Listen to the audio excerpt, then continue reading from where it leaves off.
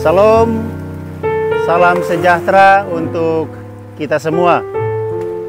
Di saat ini kita jumpa kembali dalam edisi khusus 100 hari berdoa yang dicanangkan oleh organisasi Gereja Masih Advent Hari ke-7 sedunia.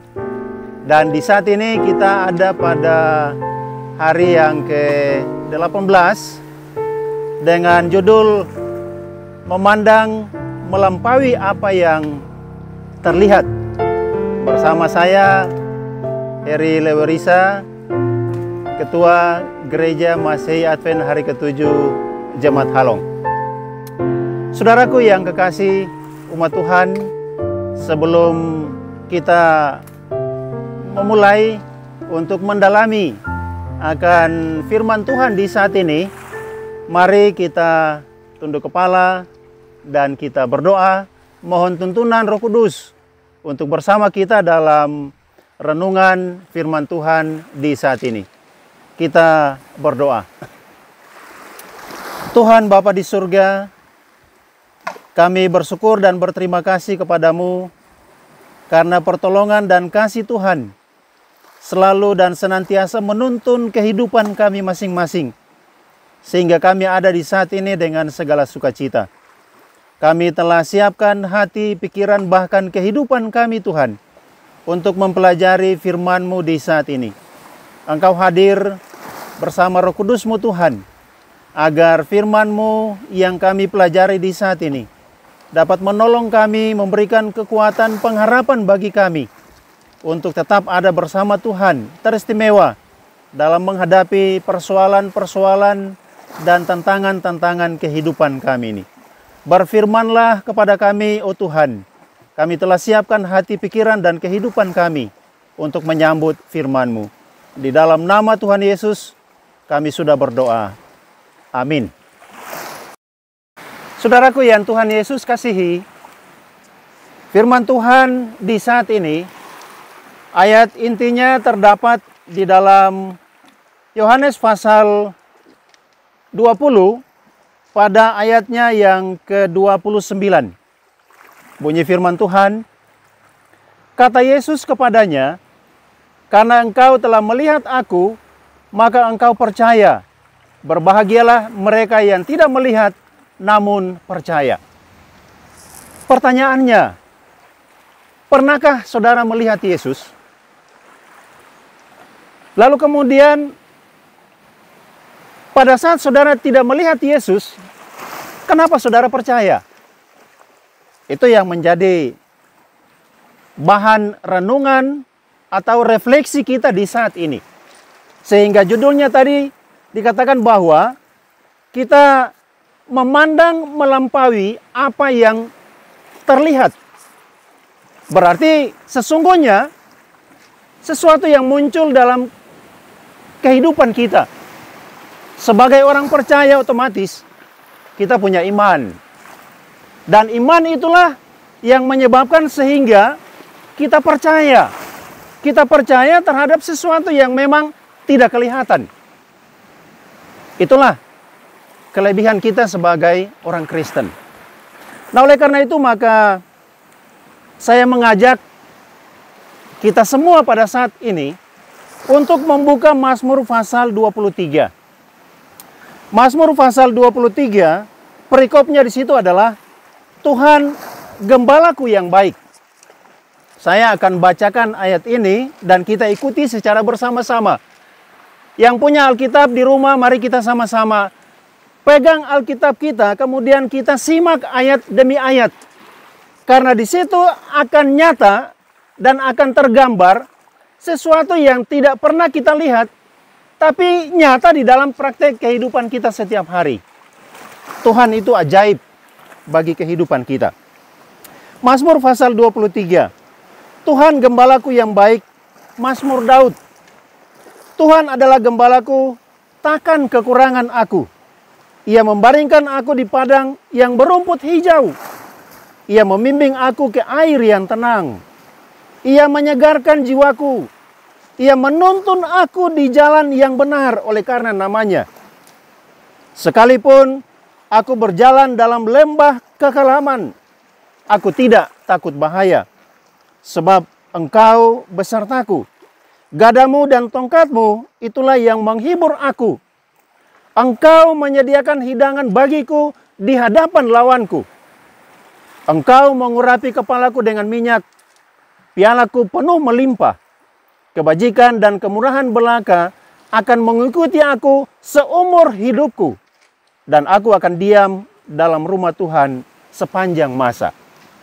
Saudaraku yang kekasih, kita lihat di sini bahwa hal-hal kehidupan yang kita jalani tidak pernah kita merasa bahwa ada sesuatu yang kurang dalam hidup kita. Pengalaman dari seorang nenek tua yang hidup terpencil dari kota atau perkampungan, tinggal di satu gubuk yang dikelilingi oleh gunung-gunung yang tinggi. Satu ketika, pada saat musim salju, salju turun begitu hebat menutupi rumahnya, sementara persediaan makanannya sudah tidak ada lagi. Makanan yang ia makan di malam itu adalah merupakan makanan yang terakhir. Tapi sebelum nenek tua ini atau oma tua ini mencicipi makanannya yang terakhir di malam hari itu, dia berdoa kepada Tuhan.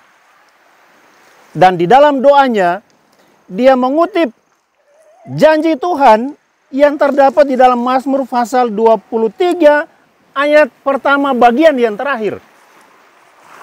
Takkan kekurangan aku. Kemudian dia makan makanannya, lalu kemudian dia beristirahat sepanjang malam hari itu. Pemikirannya sangat susah. Besok ketika dia bangun pagi, dia tidak tahu apa yang akan dia makan untuk melanjutkan kehidupannya. Tetapi mujizat terjadi di malam hari itu. Ketika dia bangun di besok pagi, ada seekor unggas yang Tuhan telah sediakan dengan berbagai macam cara. Dan dia dapati bahwa ketika dia keluar untuk melihat dari mana unggas itu bisa sampai ke dalam gubuknya, dia dapati di situ bahwa ada jejak kaki dari rubah. Dan ternyata Tuhan menyuruh rubah itu untuk menyediakan makanan bagi janda oma yang tua tadi. Iman yang muncul dalam kehidupannya dengan satu pengharapan bahwa hidup ini tetap akan dituntun oleh Tuhan. Pertanyaannya, apakah di malam hari itu orang tua ini melihat Yesus? Dia tidak melihat Yesus. Tapi dalam iman yang muncul dari kehidupannya, dia percaya bahwa Tuhan akan sediakan baginya makanan untuk hari esok. Oleh karena itu dia katakan bahwa aku tidak akan kekurangan. Dan saudaraku sekalian, itu adalah merupakan janji Tuhan. Hidup kita pada saat sekarang ini diliputi dengan suasana penderitaan. Apalagi wabah yang sementara melanda dunia ini dan sudah menjadi bencana nasional. Ketika kita nanti pada saatnya hanya berada di dalam rumah kita, berapa persediaan makanan kita? Berapa persediaan yang kita sudah buat sementara kita tidak tahu kapan problem, kapan masalah ini, kapan bencana ini akan berakhir. Tapi percayalah pada janji Tuhan. Sebagaimana orang tua tadi yang sudah memberikan satu pengalaman iman. Sebagaimana orang tua tadi yang sudah percaya kepada Tuhan. Bahwa Tuhan akan sediakan baginya. Karena dia berkata bahwa aku tidak akan berkekurangan. Pengalaman yang sama juga akan menjadi bagian kita semua pada saat ini. Saudaraku yang kekasih, hidup kita dikelilingi dengan penderitaan. Tapi pada saat kita beriman kepada Yesus, kita percaya bahwa ada tindakan yang Yesus buat menanggulangi segala permasalahan kehidupan kita, maka jangan khawatir, saudaraku yang kekasih. Kita melihat, kita memandang sesuatu yang tidak jelas dalam hidup kita, tidak terlihat. Tapi percaya, Tuhan akan berkarya di dalam setiap kehidupan kita. Dan karya Tuhan itu yang perlu kita syukuri dalam hidup dan kehidupan kita ini. Siapakah manusia yang tidak susah?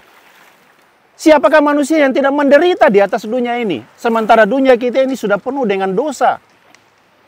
Oleh karena itu, saudaraku yang kekasih, firman Tuhan mengajak kita untuk tetap yakin dan percaya kepada Tuhan. Kutipan dari hamba Tuhan, Ellen G. White, dalam buku Nasihat bagi Sidang halaman 193, dia katakan begini. Banyak orang memandang kepada kejahatan yang mengerikan yang ada di sekeliling mereka. Otomatis COVID-19, wabah corona ini membuat semua orang takut.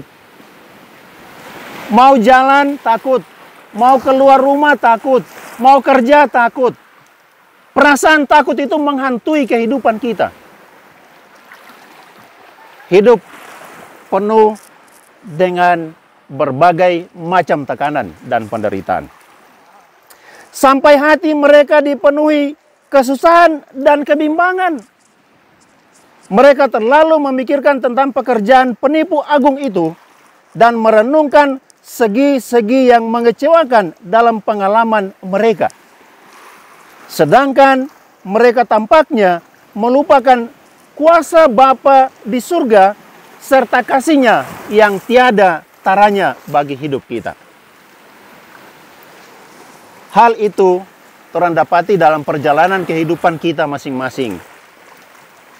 Tapi iman kita memberikan jaminan bahwa Yesus tidak pernah akan meninggalkan kita. Mazmur 23 tadi itu jelas merupakan jaminan pengalaman kehidupan kerohanian kita ke depan. Ketika hidup ini susah, percaya dan yakinlah berkat Tuhan akan sediakan bagi kita di saat-saat yang paling sulit di dalam hidup kita ini. Kiranya firman Tuhan pada saat ini akan dapat menolong kita, memberikan kekuatan, memberikan pengharapan, bahkan memberikan jaminan bahwa kasih dan karya Tuhan itu. Buku Ratapan bilang bahwa kasih setia Tuhan itu selalu baru setiap pagi. Dan tidak pernah akan beranjak dari hidup dan kehidupan kita. Yang penting bagi kita di sini adalah bagaimana kita menata kehidupan kita ini untuk tetap ada pada jalan-jalan Tuhan. Setia kepada perintah-perintah Tuhan. Berkat Tuhan akan ada setiap saat. Tuhan menolong kita, Tuhan memberkati kita dengan firman ini, agar supaya kita tetap senantiasa dikuatkan. Amin. Saudaraku yang kekasih, umat Tuhan yang diberkati, mari kita tunduk kepala dan kita berdoa. Maha kuasa Tuhan, Bapa Semawi, Allah kekal yang bertakhta di surga.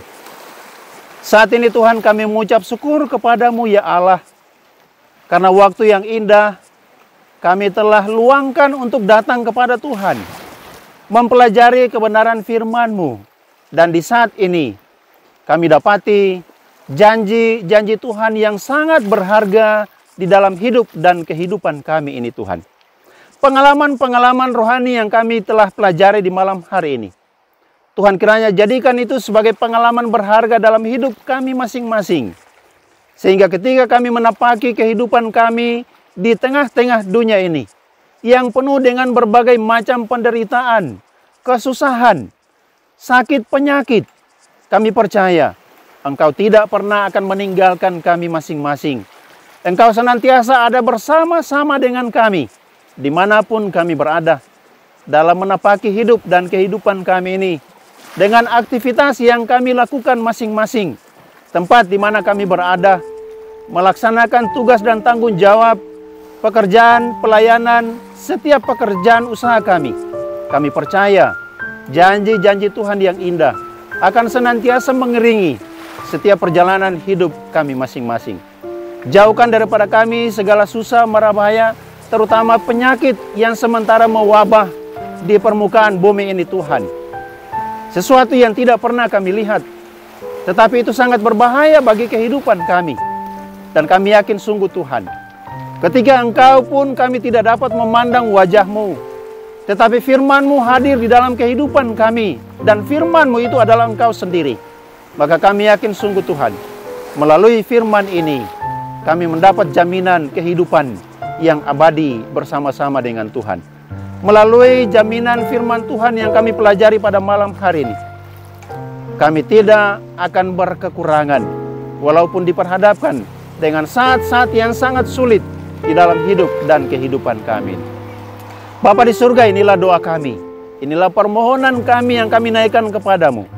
Berkenan kiranya Bapa terima doa dan pergumulan kami di saat ini. Dan kami percaya Tuhan akan jawab seturut dengan kehendak-Mu. Karena kami doakan semuanya itu hanya di dalam nama Tuhan Yesus, penebus dan juru selamat kami. Amin. Demikianlah renungan kita di saat ini. Kiranya Tuhan tetap menyertai dan memberkati kita semua dalam menapaki kehidupan kita.